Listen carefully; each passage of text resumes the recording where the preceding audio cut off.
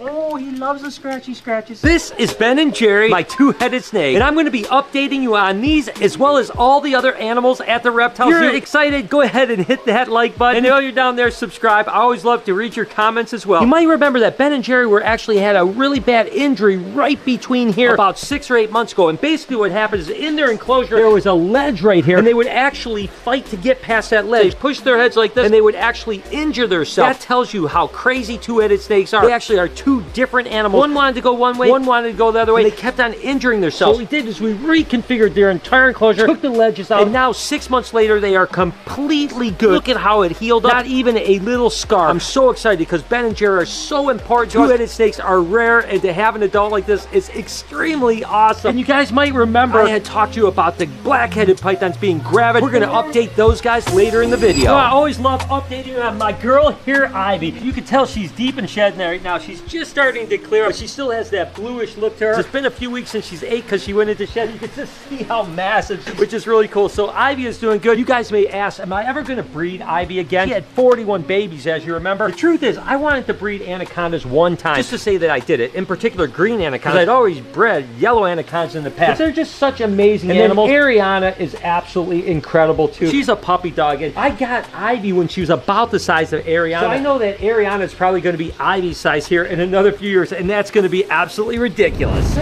how hard it is to find this thing. And this wall here at the Reptarium is always a great wall because it's got smaller animals that people can kick the tires, so to speak. But I wanted to update you on Tyson, the albino box turtle. It's a little more than a year old, and it's doing so well. I mean, it's the cutest little thing. Now, these guys do slow down eating a little bit during the winter, almost like a brumation. So he's kind of hiding out. He's not eating quite as much. Here, as it warms up in the next little bit, he's going to start crushing food. And he's probably more than doubled his size since we've got him. Probably about 2.5 times the gram weight. One day it's going to get about 4 to 6 inches long. Well, and box turtles have amazing personalities, and with an animal this cute, it's just exciting to see him around. And of course, one of the centerpieces, or I should say corner pieces, is Baby Kush, the croc monitor. You can see how attentive he is. He always kind of just checks you out as you're over at the fish spot and stuff like that, but I tell you, you definitely got to be a little bit careful. Oh! He's a little bit hyped up. We've been working with him a lot, but you still have to be really careful. You don't want to get bit by Baby Kush. He's going to go over to the new Reptarium, have a bigger enclosure. We got to get him tamed out. My goal is to one day have a super tame crocodile monitor. Will it be Baby Kush?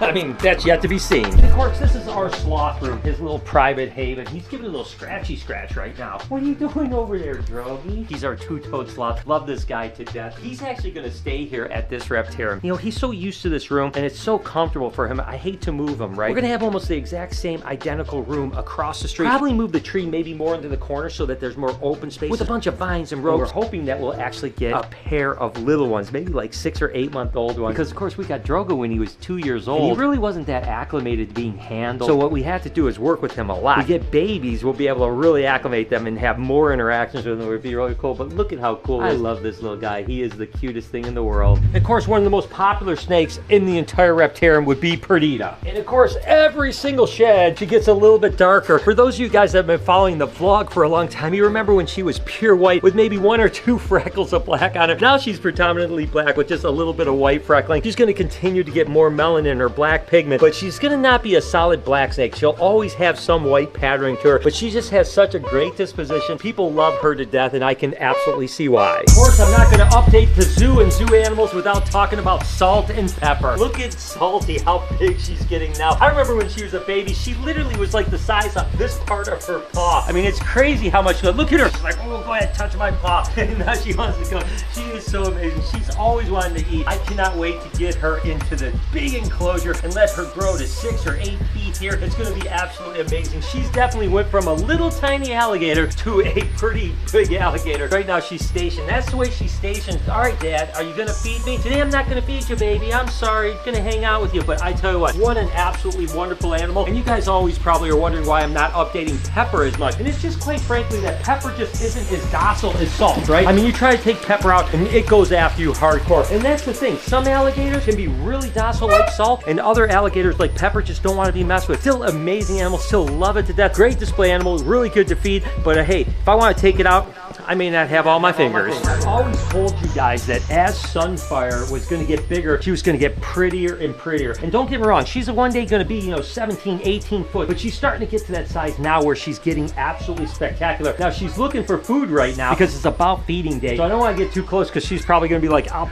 take a pop at you. But look at how cool it is when she's kind of just curled up on that branch like that. I mean, that's absolutely amazing. And look at how bright she looks. She's only going to get better with age. Brillo is my baby. I love this guy so much. I always said I didn't know how much I needed an armadillo until I got an armadillo. Of course, the 6-banded armadillo. He's just over a year old right now, and he's pretty much full grown, but these guys will live 25 or 30 years, and of course, they are absolutely amazing. He doesn't have the best eyesight, but that smell is absolutely great. He can smell stuff from a long distance away, and he always knows me. That's why he's like, Dad, what's going on? He knows that I always give him lots of treats, and I always spoil him tremendously. The interesting thing, look at this. There's 1, 2, 3 dots right here. Those are actually his scent glands. So whenever he's upset, which he never gets upset, he would actually excrete a scent right out of here that would be stinky. And of course, look at this.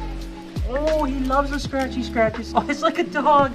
He actually scratches. Like, so again, just like a tortoise or a turtle, the shell is something that they can actually feel. And of course, it's made up of keratin, just like your hair or the shell of a turtle. Wow, he's absolutely ridiculous. I hope that he's around for another 20 plus years. And like I mentioned earlier, I wanted to update you on the black-headed pythons. Come on in here with me right now. You can see this is the female right here. See how distended her scales are starting to spread? Where Snap is this male right here. Ooh, he's gonna come take a pop at me. I gotta be careful. He doesn't have that distension. Well, she's full of eggs right now, and she's on this hot spot, soaking up. And that's what happens with snakes, is once they become gravid or pregnant, they actually will kind of soak up that heat. That's gonna help their eggs. Now, she's just coming out of shed right now. After that shed, they're 21 to 30 days before what they call ovipositioning, are actually laying their eggs. And she'll probably crawl down into the bedding and make a little nest and then have a clutch of eggs. Hopefully, she'll have anywhere from 6 to 12 eggs. It's gonna be absolutely amazing. Never produced black-headed pythons before, so it's the first time ever, and I am excited about it. Speaking about excited about it, later in the vlog, I want to show you how Juliet and Lucy are getting along. My boy Tabasco, of course, we've had a little bit of a jaded past. You never know what's going to happen with this guy, right? But the truth is that he knows that when I'm ready to pet him, look at that. He closes his eyes, he pushes into me. Of course, he's the first animal that ever gave me stitches. It was totally my fault. It wasn't his fault at all. But interesting enough with Tabasco is the fact that he knows different people. He knows when I come around, I'm going to give him pets. So he always comes up to the glass and like, come on, Dad, give me pets, because I do it every single day. On the flip side, he hates Connie. Everybody say hi to Tabasco. I usually have to trick him to let me get his food bowl, because if I were to reach my hand in there now, he would eat me. I mean, Connie even walks by and he opens his mouth and he crashes into the cave. He wants her so bad. It's just crazy how smart some of these animals are. There's no doubt that Tabasco and me, well, although he might have given me a little battle wound here, I love him to death. You never quite know what you're gonna get when you got Night Fury coming out. Oh, I got the goosebumps for sure. Night Fury is absolutely wonderful. Of course, the Motley Golden Child retic. I don't take him out nearly as much as I used to because, like I said, he's so food motivated. It's crazy, but look at how beautiful that snake is. And he's going to get a lot larger. As a matter of fact, he's going to get a giant enclosure over across the street so that he can go into a full cage, floor to ceiling, so people can really see how beautiful this is. And once he gets 14 or 15 foot, whoo-hoo doggy. Not only is that going to be one gorgeous snake, but hopefully he'll calm down a little bit. Like I said, he is unpredictable. Definitely don't want to get bit by this guy. A snake I don't update nearly enough on the vlog would of course be Peppa, the hognose snake. Of course, like Peppa the pig because of the little hognose right there. Absolutely cool snakes. People love Western hognose. I love Western hognose snake. It's really an animal that especially a lot of kids come and want to hold Peppa just because it's such a cool animal, and because they're so docile, they stay small, adorable as could be. Remember when Mango and Papaya were just this big? The only downside is that they're not very docile. You know, we want giant caiman lizards because they can get 3 to 4 foot long. We want them to be super tame. Right now, they're not tame at all. Try to work with them, but I'll show you what happens when you actually try to do anything with these guys. They'll try to attack you. Whoa! And trust me, oh! And they have crazy, crazy, crazy bites. These guys can actually crack snails. So listen, they got the jaw power that will mess you up. Hopefully these guys will mellow out as they get bigger because they are supposed to be going into Salt and Pepper's enclosure when Salt and Pepper go across the street. Freya.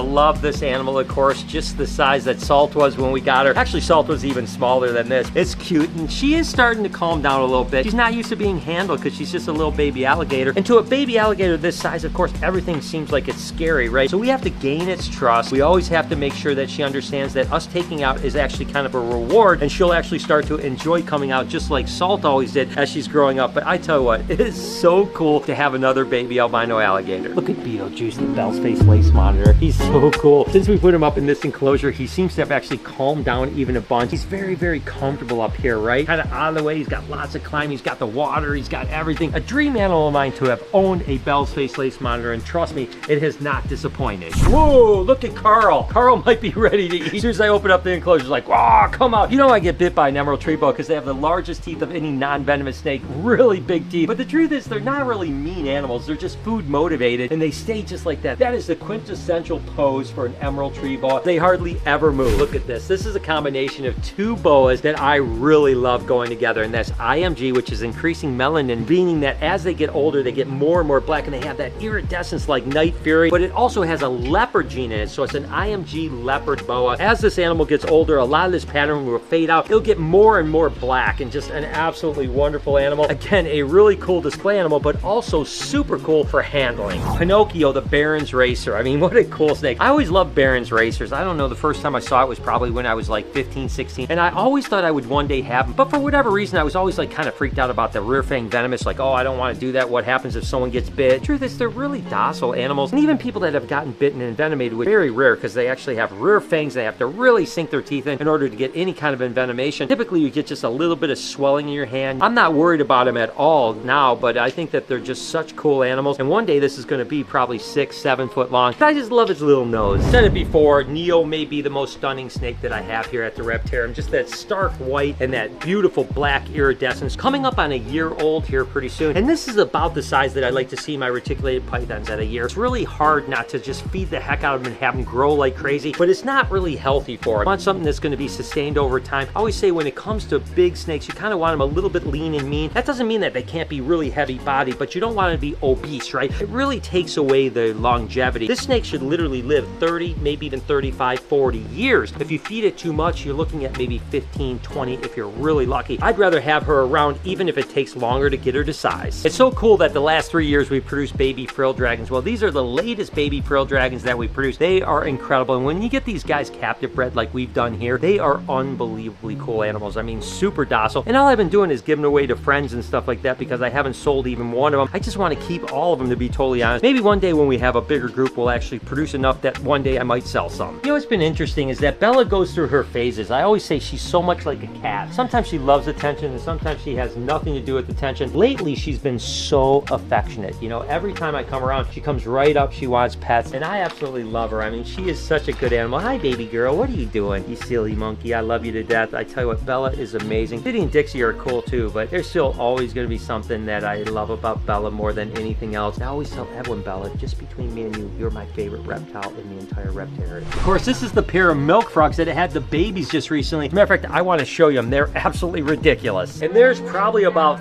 50, 60 of these little milk frogs over here. Look at how little they are. Of course, I don't really want to pick them up with my hands because I'm going to have oil on my hands that is not really good for them, but you can kind of see, look at how big they're getting. Unbelievable. Look at, they're all sitting up on the edge. One's floating over here. They're all over the place. They literally went from a tadpole to this just in a matter of like 4 or 5 weeks. As a matter of fact, I'm going to put a card right here if you want to see the entire metamorphosis of them from tadpole to this. We did a video on it. You guys definitely want to check that out. Alex was actually here for a private tour. Alex, what's your favorite snake or reptile you saw today? Probably the two-headed snake. Two-headed snake, that's the title of this video. Of course, we have 3 two-headed turtles. They're all really different. This one's kind of weird because instead of having the heads like side by side, the heads are a little bit stacked on top of each other, a little offset. Of course, they're really cool. I think two-headed turtles are really amazing, and it's cool that we have 3 of them, and they're all doing super, super well. The display we're gonna have across the street is gonna be absolutely ridiculous. We want people to come in and be blown away by it. Oh my gosh, we got snakes with 2 heads. We got turtles with 2 heads. Who knows what else we're gonna have with 2 heads soon. Hi. Look how big this Satanzinia or Madagascan tree boa is getting. Such cool snakes. Now there's actually the eastern and westerns. These are the westerns here. The easterns actually are more greenish, right? I actually kind of prefer this one over the green ones. It's just a personal preference, but that doesn't mean that I don't want to one day get the easterns, because I think it'd be really cool to show both the westerns and easterns, of course, from Madagascar. Absolutely wonderful snakes, and just look at how cool that face looks. Look at Gemma. She is getting big. I tell you what, I'm so happy that I have a couple super big, really tame snakes. When we're open and take out a snake like Gemma, it blows people away. I work with these guys all the time and had giant snakes my whole life. They're not as like uncommon to me, right? But I sometimes have to think about, for someone that's never been around them, to be able to be up and close with a snake this size, it's just absolutely ridiculous. They never could think they could touch something. So it's really cool to have Gemma like that. Speaking of big snakes, let's go ahead and update Juliet and Lucy. Like I mentioned, I don't normally cohabitate two different animals, and obviously Lucy loved this enclosure, but it's a really big enclosure, and I thought for the short term, Lucy and Juliet, of course, could get along and be completely fine together. It's interesting because typically they stay on other sides of the cage. This is the warm side of the cage, this is the cooler side of the cage, and lately Lucy's been either here or right there. So Juliet kind of took up the space over here, and she's almost always over here. What I find interesting is that Lucy used to look so big, but now look at Juliet and how giant that snake is. And the difference is, of course, is that Lucy's a little bit cantankerous, and Juliet is absolutely a sweetheart. It's good that they're getting along, and again, they will be separated out when we open up across the street. Juliet will go across the street. Lucy ends up staying here. Just really cool to see them together, though. I love them to death, and that is the update of the zoo. Hope you guys enjoyed today's video. If you did, there's a playlist that you can watch all kinds of videos. You can also hit that subscription button. It would mean a lot to me. Also, hit that like button while you're down there. Have a wonderful day, Reptile Army. Remember... That actually made me want to cry.